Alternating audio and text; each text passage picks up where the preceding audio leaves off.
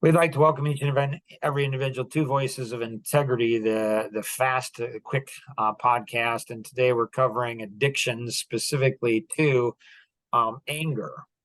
And so we've gone through the different personalities. So we've gone through the Geo test and the pain quadrant test. So we're covering today the expressive personality as it relates to anger. And so and we're looking at the combined. So the lower the number, the higher the energy. So if you had a two, you have a 2, 3, or 4 in the lower right hand side, you test out very strong expressive. And so your addiction to anger, when the expressive gets angry, they get angry because things are boring or not fun. Tim, from the very original, you discovered that anger, the core of anger, is going to be entitlement. We're not saying all anger is bad. We're just saying, hey, let's talk about bad anger. Like the expressive, what do they feel, Tim, that they're entitled to? They often feel they're entitled to things being fun.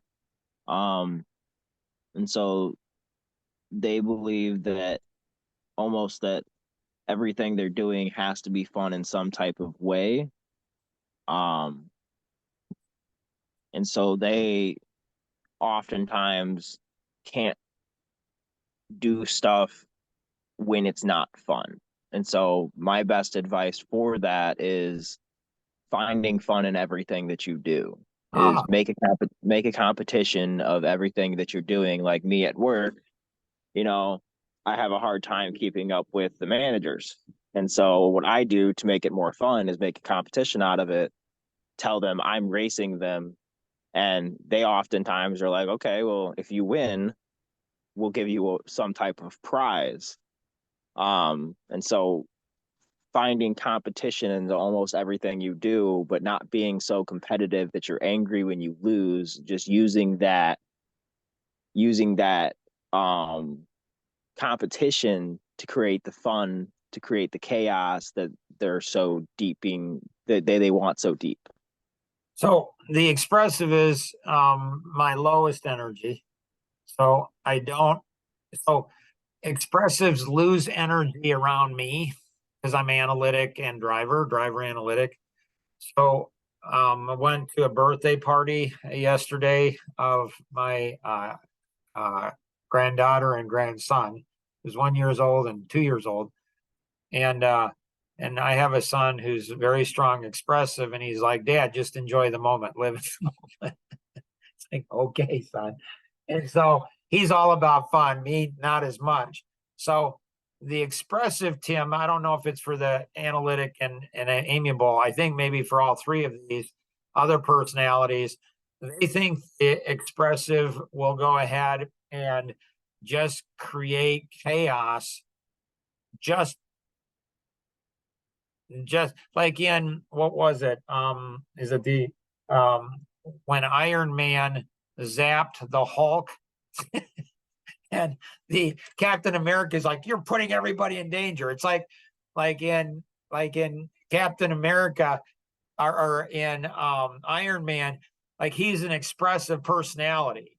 So he thrives on chaos. Like he just wanted to see what would happen if the Hulk became the Hulk and blew everything up. Is this true?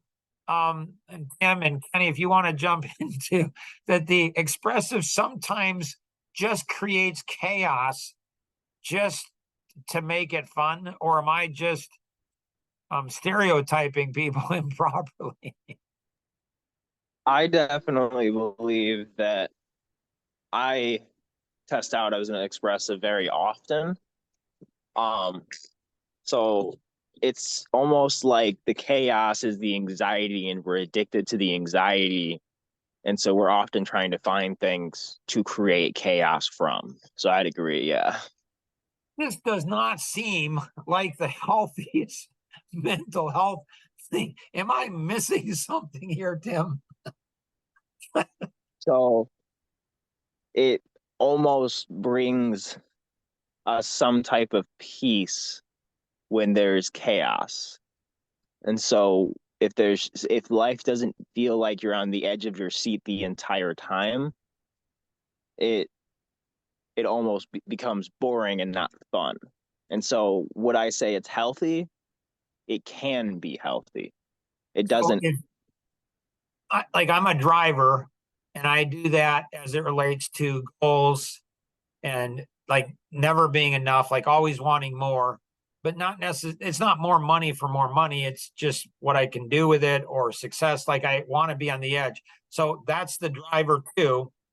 But there is intention. It's not chaos for chaos sake.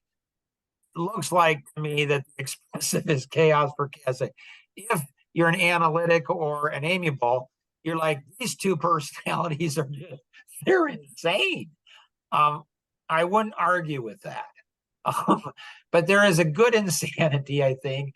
Like they do things that the analytic and amiable say that could never be done. And so, Tim, any ideas or suggestions on how to um like how do you channel that into productive good things that bring a value to the individual, the people around them, in the world overall? I would say create good chaos. So at work, um, creating conversations that are going to bring up the mood. Um, Creating games out of almost everything you do. It doesn't have to be games against people, but bringing your fellow personalities in and kind of stroking their ego. Um, so like with the driver, they want things done. And so is the expressive going to get things done? And that could be through games, that could be through finding anxieties that they need to work on and actually focusing their energy on that anxiety versus just having that anxiety there to create chaos.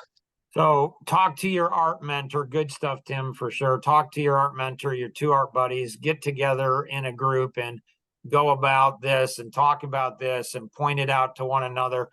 The key is for all personalities to take personal ownership for the anger. Don't blame somebody else for the anger. Own that on ourselves. Hopefully, this has been helpful. Share it with other people.